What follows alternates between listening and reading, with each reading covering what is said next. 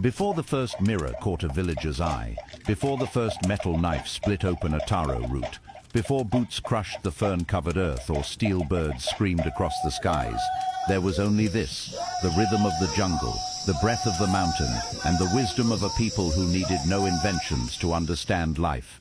And then the world came marching in. Welcome to PNG Stories. Today we go back in time to find out what was like in the 1940s in Papua New Guinea.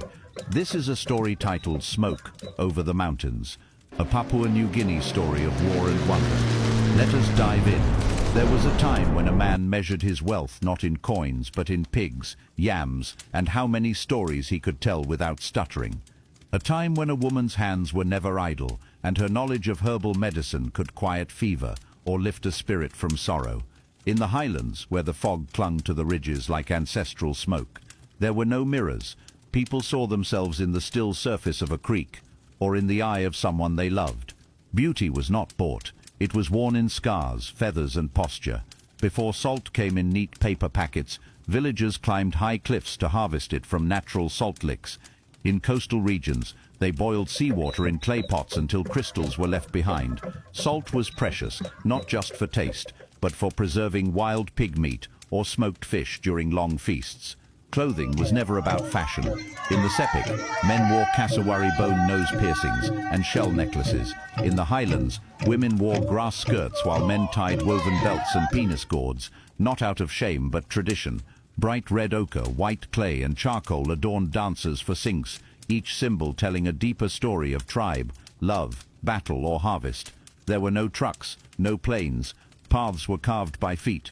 Mountains were crossed with the strength of bare legs and the rhythm of shared song.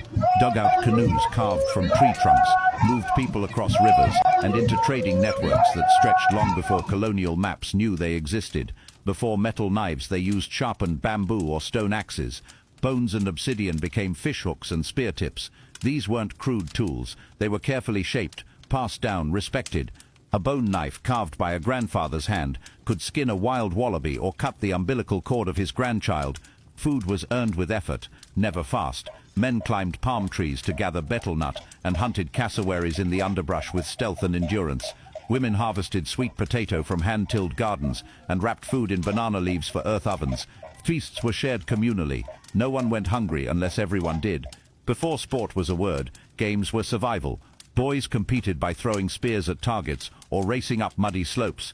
Strength, agility, endurance, these were trained not for fun, but for manhood, for readiness, for war. Tug-of-war with vines, wrestling on riverbanks, Highland sing-sing competitions, each carried tradition deeper than trophies. Then came outsiders. First the Germans, establishing missions in New Britain and the North Coast.